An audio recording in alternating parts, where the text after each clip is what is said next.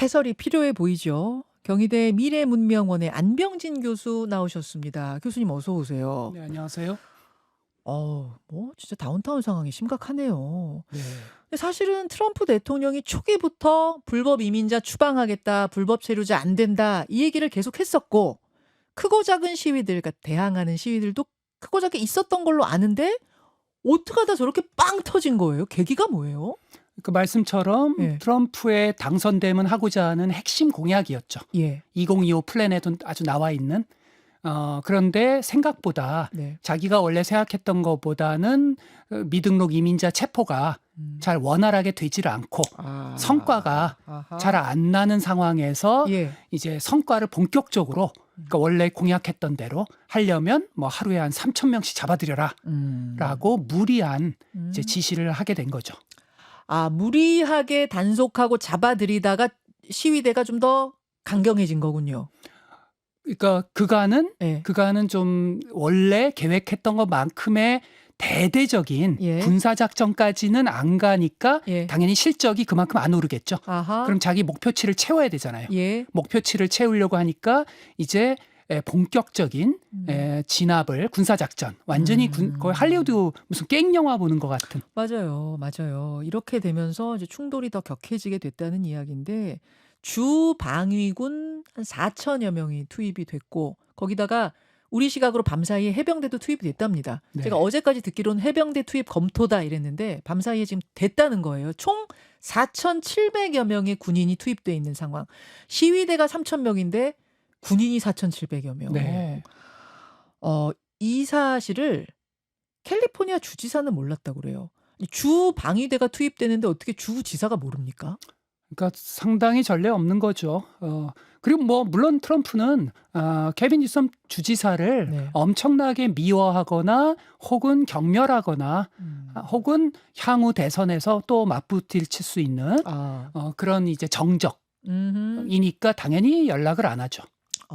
둘이 원수 같은 사이예요? 그렇습니다. 요즘에 케빈 뉴섬 주지사가 예. 아무래도 요즘엔 예. 미국이 아무리 연방제 국가라 하더라도 예. 대통령의 힘이 갈수록 제왕적으로 세지니까 요즘에 화해 제스처를 여러 번 했어요. 그래요. 그럼에도 불구하고 트럼프 입장에서는 이 화해를 받아들이기에는 네. 너무 달콤한 정치적인 기회인 거예요.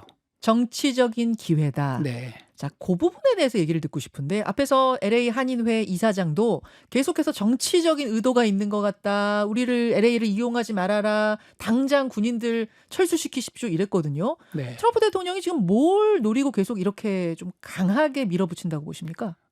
제가 이제 대선 캠페인 기간에도 초기나 여기 나와서 말씀을 드렸는데 흔히 한국이나 미국에서 많은 전략가나 지식인들이 Is economy stupid? 경제 선거라고만 보는데 제가 그때 계속 강조해 드렸던 건 이건 경제 선거만이 아니다. 소위 법과 질서, law and order. 이게 트럼프가 가지고 있는 최대의 장점이에요. 그러니까 이거 유권자들 동원하는 데 있어서. 예. 그래서 얼마 전에 예. 방송과 인터뷰를 한 5분 하는 걸 제가 봤어요. 5분 동안에 law and order, 법과 질서라는 단어가 5번인가 6번 나오더라고요. 그러니까 본인 입장에서는 지금 모든 이슈에서 밀리는데 관세, 머스크와의 갈등 하나 제대로 되는 게 하나도 없잖아요. 그렇죠. 하버드 쉽게 진압할 줄 알았는데 오히려 하버드가 국민의 여론을 등에 업고 맞아요. 뭐 오히려 저항하고 네. 그런 그런 상황에서 본인이 가지는 선거 때 유일한 강점, 앞으로도 유일한 강점이라고 생각하는 로앤오더. 로앤오더 대통령으로서 프레임을 전환시키는 거죠. 불법 이민자들 때문에 일자리 없죠. 먹고 살기 힘들죠. 내가 확실하게 추방시키겠습니다. 이걸 이번에 강조해서 더 적극적으로 군인까지 투입시킨다 그런 말씀이신 거군요. 그렇습니다. 그렇게 하면 그러면 또 하나의 효과가 예. 공화당을 예. 완전히 단결시킬 수가 있죠. 그러니까 머스크 이슈나 예. 감세 이슈를 가지고는 다양한 분파들이 갈등을 하겠지만 이 이슈에서 감히 누가 나는 민주당 쪽도 일리가 있다고 생각해를 못하죠. 근데 이제 문제는 저렇게 군인을 많이 투입시키고 막 이러니까 시위대가 진정되려고 그러다가도 더 자극을 받는다는 거예요. 단기적으로는 예. 좀 조심스러운데 제 가정은 예. 단기적으로는 좀 더 이 사태를 확산하는 것, 좀 더 혼란, 카오스를 예. 좀 더 확산해서 이 LA뿐 아니라 예. 블루 스테이트, 민주당의 다른 뉴욕이라든지 예. 다른 곳에도 좀 확산하는 의도를 혹시 갖고 있는 게 아닐까. 그래서 오히려 더 자극시키려는 거 아니냐? 라는 의심까지 드세요. 그렇습니다. 그래서 심지어 지금 검토되고 있는 게 인서렉션 액트라고 하죠. 1807년에 만들어진 네. 그러니까 우리나라 말로 뭐 번역하자면 뭐 선동법, 뭐 예. 반역법 뭐 이런 폭동법, 반란법, 반란법. 예. 요거까지 하면 그럼 그거는 굉장한 수준의 어떤 대치로 악화될 수 있는 거죠. 지금 반란법을 적용시키겠다는 트럼프 입장이 나온 것 같거든요. 아마 아직은 확정은 아닐 겁니다. 지금 그렇습니까? 카드에 넣고 예. 이걸 해서 예. 확실하게 내가 하고 싶은 예. 그러니까 소위 말하는 제왕적 대통령을 예. 한번 해볼까? 지난 1기 때 못했던 마크 밀리 합참의장이나 훌륭한 군인들이 막았던. 근데 지금은 충성파들만 있으니까 막는 사람이 없잖아요. 최소한 행정부에. 그러니까 나의 꿈을 한번 이번에 해볼까? 그래서 뭐 덕분에 보너스로 내년 중간선거도 이기고. 그러니까 이건 뭐 트럼프 입장에서는 꿈의 이슈입니다. 자, 이런 상황에서 우리 교민들을 끌어들였어요. 어제 트럼프 대통령의 장남이죠. 도널드 트럼프 주니어가 자기 SNS에다가 아까도 보여드렸습니다만 1992년 LA 폭동, 여러분 기억나시죠? LA 폭동. 그때 우리 교민들이 우리 한인타운을 지키기 위해서 스스로 만들었던 이제 자체 경비단, 자경단이 있거든요. 그 활동 사진을 올린 겁니다. 그러면서 루프탑 코리안, 그러니까 옥상에 있는 한국인들을 다시 위대하게 Make rooftop Koreans great again 이렇게 쓴 거예요. 네. 이거는 뭐 이간질하려는 겁니까? 뭡니까 이게? 삼국지에 나오는 이재이죠. 예, 정확하게 보신 거죠. 뭐 삼국지를 읽지는 않았겠지만, 그러니까 말하자면 네. 착한 열심히 일하는 중산층.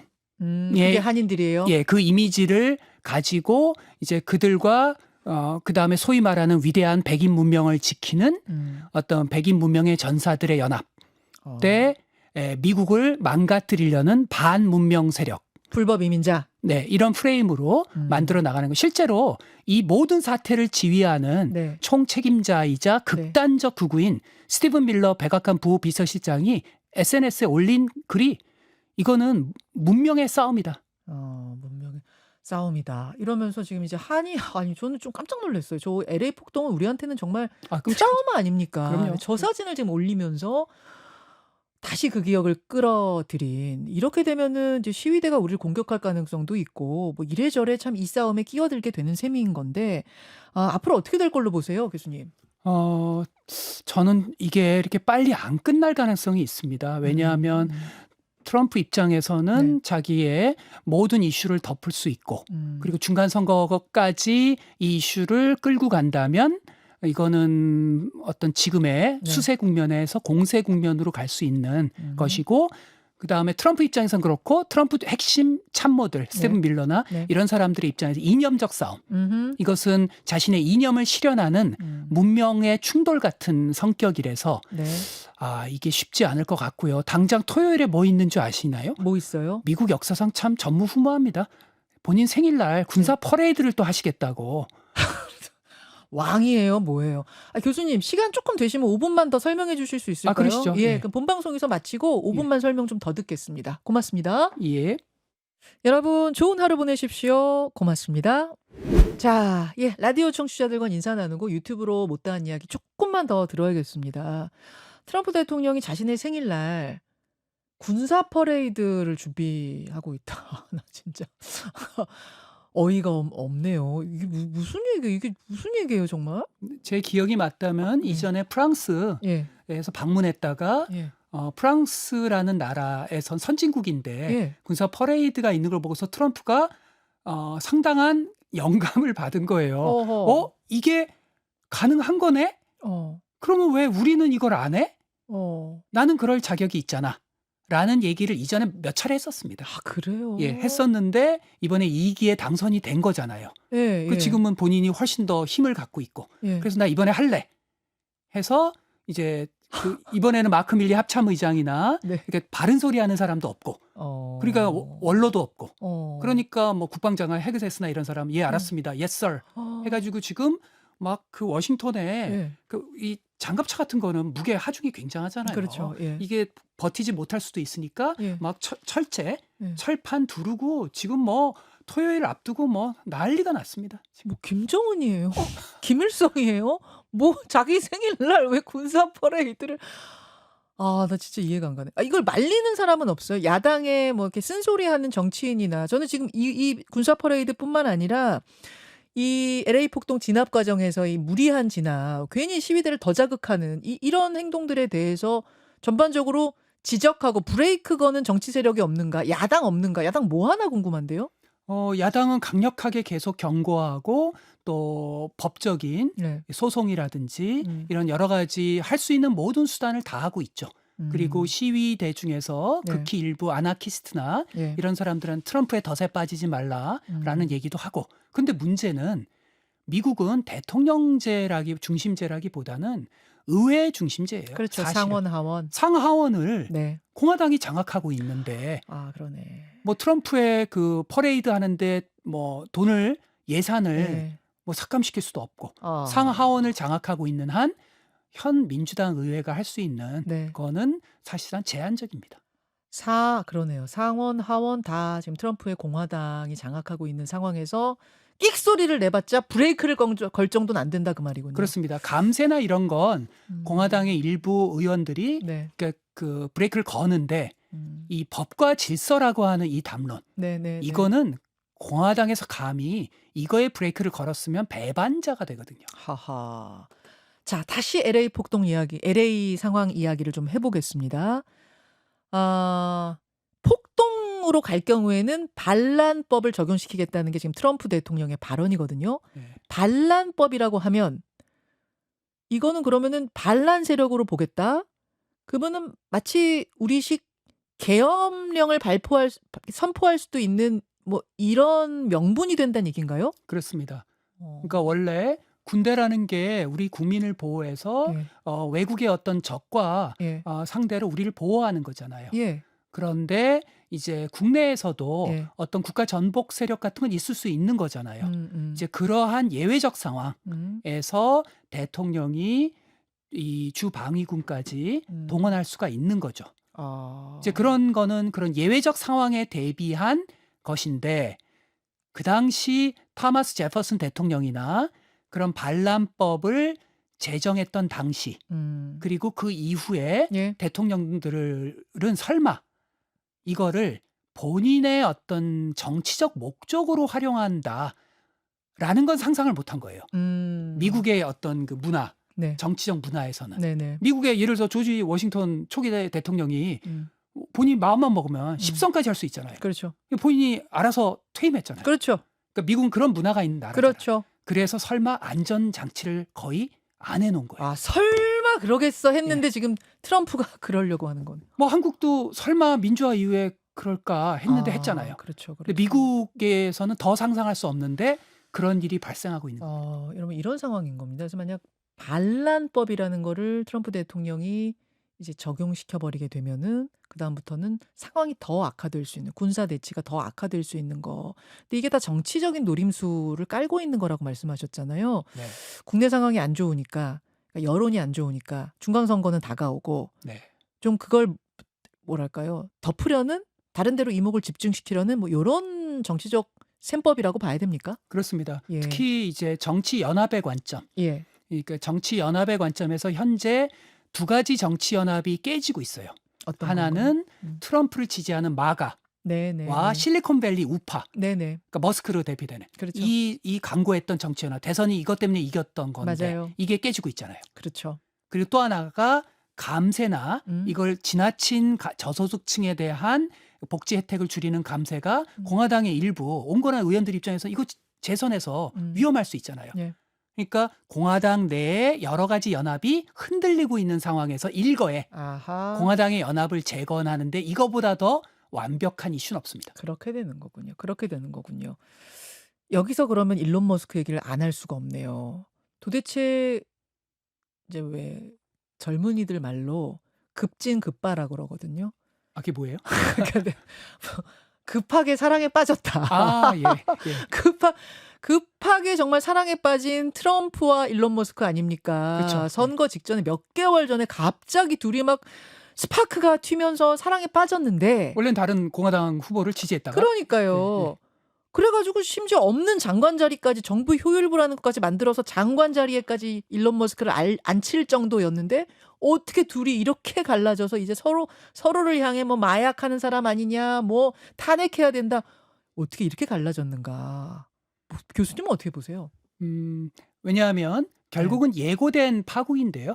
두 사람의 이해관계가 네. 그러니까 뭐 실리콘밸리의 규제를 완화한다든가 그다음에 작은 정부를 만들어다든가 요거는 이해관계가 정확히 일치하죠. 네. 근데 이해관계가 금이 가는 부분이 어디냐면 예를 들어서 이 감세 같은 거 네. 덧지를 통해서 본인이 엄청난 재정 적자를 줄인다라고 하는 명분을 가지고 다치에 참여했는데 감세로 오히려 재정 적자가 엄청나게 늘어나요. 네. 뭐 이런 거라든가 네. 그다음에 신재생에너지 관련된 전기차 이런 부분에서 트럼프와 또 앨런 머스크의 어떤 그 이해관계가 불일치되고 그다음에 이민자 이슈. 네. 기업은 사실 미국의 불편한 진실이 뭐 건설업이나 식당업이나 많은 부분에서 사실은 미등록 이민자들은 불가결이에요. 일할 사람이 없죠. 우리나라 그렇지. 농촌과 그렇지. 같은 거잖아요. 네. 값싼 노동력. 네. 기업 입장에선 이분들이 필요해요. 근데 반면에 마가 입장에서는 네. 그분들은 문명의 적이에요. 내쫓아야지. 예. 그 스티브 배넌이라든지 네. 스테픈 밀러 같은 사람. 그러니까 그런 이제 이해관계가 이제는 서로 합치되지 않는 지점까지 온 거죠. 그런 상황에서 전 세계에서 가장 나르시즘이 센 두 사람. 그렇지. 세계가 자기를 중심으로 움직인다고 생각하는 두 사람. 관종 두 사람. 예, 뭐 제가 관종까지 표현하긴 좀 제 표현입니다. 예, 제 표현은 아닙니다. 예. 그 두 사람이니 약간의 어떤 갈등이 생겼을 때, 그러니까 참모들은 지금 아마 수지 와일스 같은 노련한 네. 그러니까 지혜로운 비서실장은 이걸 중재시키려고 노력을 했을 겁니다. 커튼 뒤에서. 하지만 이 나르시스트가 이제는 화해하기 어렵죠. 심지어 그래서 앤드류 양이라고 네네. 과거 대선에서 기본소득당, 네. 그러니까 미국에서 기본소득을 제안했던 약간 진보적 성향 네. 앤드류 양이 기회를 포착해서 이번 기회에 우리 제3당 한번 만들자. 지금 머스크 옆구리 예. 쿡쿡 찌르고 있죠. 예. 네. 그래서 만약 머스크를 지지하는 실리콘밸리 우파, 예. 그다음에 젊은 남성들과 이제 같이 기본소득 아젠다, 그다음에 실리콘밸리의 어떤 아젠다 가지고 하면 아마 저는 이게 아예 틀린 말이 아니에요. 그래요. 만약 앨런 머스크가 그 꿈까지 꾼다면 진짜 정치의 꿈. 네, 그럼 다음 대선에서 이거는 상당한 표를 좌우하는 과거 92년 개혁당 로스페로 기업가의 와 같은 것이 될 수도 있어요. 와, 여차저차 하면 그럼 머스크가 대통령 꿈도 꿀 수 있는 거예요? 대통령 만들기 꿈은 꿀 수 있죠. 그러니까 그 당이 어떤 후보를 내느냐. 근데 기업가잖아요. 예, 이 사람 또 이민자 출신이라서 어차피 자격이 본인은 안 안 돼요. 되나? 본인은 안 되죠. 되고 예. 이제 메이커는 만들 되는 수는 거죠. 있죠. 네, 만들 수 있는데 글쎄 이건 지금 굉장히 흥미로운 질문하셨는데 네.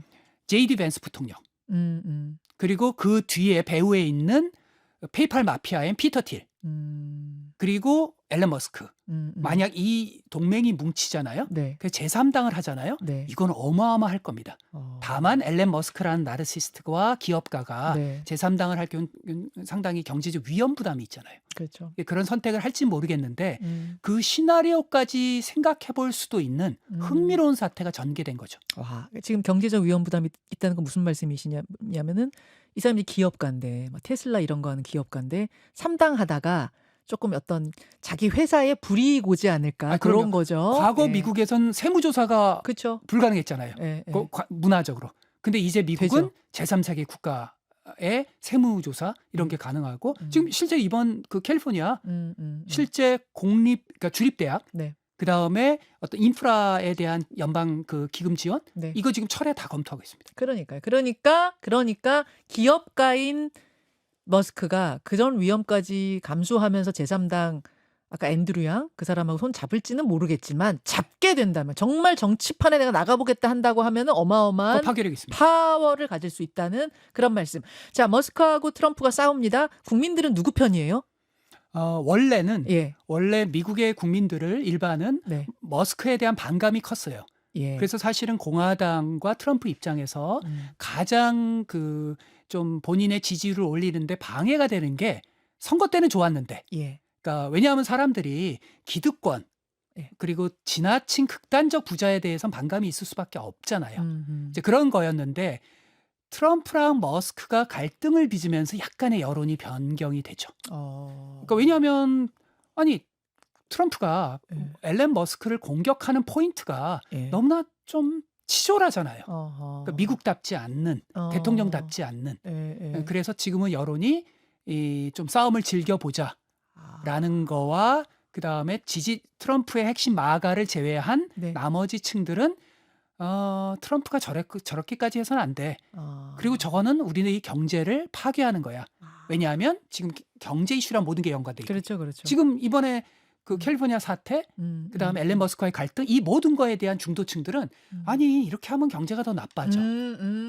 라는 프레임으로 연결되니까 이게 앨런 머스크 쪽으로 여론이 좀 더 호의적인 거죠. 그렇겠네요. 트럼프한테 대통령 입장에서 좋을 건 없겠네요. 그렇습니다. 저렇게 둘이 싸우면 지금 우리 경제 어떻게 되는 거야? 이렇게 되면 결국은 대통령 지지율 떨어지는 거니까.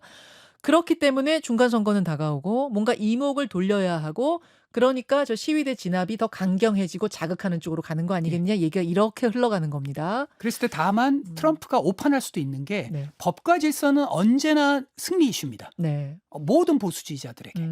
그런데 이게 방금 말한 경제 프레임이랑 연결이 돼버리면, 경제 상황이 악화되는 거랑 연결돼 보면 이 법과 질서가 꼭 트럼프에게 앞으로 유리한 이슈만이 아닐 수 있어요. 그럴 수 있네요. 알겠습니다. 알겠습니다.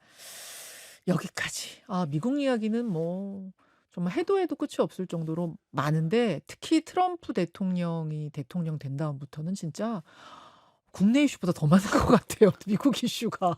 그래서 제가 출연하는 게 스스로는 약간 슬프기도 해요. 슬프게. 그러니까 안 교수님 자주 보면 안 되는데 자꾸 모실 일이 생깁니다. 아유, 여기까지 하고요. 지금도 한 15,000분 이상이 안 나가시고 보고 계셔가지고 저희가 감사하는 마음으로 커피 돌릴게요. 여러분, 날씨 오늘 덥죠? 시원한 아이스 커피 2잔 드실 수 있는 쿠폰 2잔 보내드릴 건데, 교수님 지금 휴대폰 안 가지고 나오셨죠? 네. 예, 여기 보시면서 아이고, 감히 제가 이런 골라주세요. 예, 저희 우리 두 분이요? 꿀단지, 예, 두 분을 이렇게 쭉 지금 막 부지런히 올라가는데, 예, 아이고, 보시면서 감사합니다. 이게 사람의 심리상 저한테 감사하다라고 말씀하신 분이 반짝이는 하루님, 제가 감사합니다. 그 다음에 천천히 하셔도 돼요. 잘 보시면서. 그런가요? 예, 잘 보시면서, 예, 한 분 더, 한 분께 커피 쿠폰은 2장씩 보내드립니다. 저희가. 예, 예. 와, 교수님 인기 많으시다. 아이고, 저 그러면은 예. 방금 앵커님이 미국 얘기 흥미롭다 그러셨잖아요. 쿠쿠쿠 헬님이 미국 얘기 재밌어요. 예. 그래서 그렇게 두 분을 감히 제가 감사합니다. 감사합니다. 두 분께 저희가 커피 쿠폰 보내드릴게요. 그냥은 게시문 보내드리는 게 아니고 저희 이메일, 요쪽 newsshow.cbs@gmail로 저 쿠쿠쿠 헬입니다 하면서 전화번호 주시면 바로 쿠폰 쏴드립니다. 여기까지 시원하게 드세요. 교수님, 오늘 귀한 시간 내주셔서 감사드립니다. 감사합니다. 저는 교수님과 함께 물러갈게요. 카메라 보시면서, 이 교수님들한테도 이렇게 부탁드려도 되나 모르겠는데, 굉장히 좀 이상한 거예요? 아쉬워요. 세상에서 가장 아름다운 굿바이를 제가 네. 부탁드리거든요. 예쁘게 청취자들께 손은 들어주시면 되겠습니다. 네. 고맙습니다. 네, 감사합니다. 고맙습니다. 김현정의 뉴스쇼는 시청자 여러분의 참여를 기다립니다. 구독과 좋아요, 댓글 잊지 않으셨죠? 알림 설정을 해두시면 평일 아침 7시 10분 실시간 라이브도 참여하실 수 있습니다.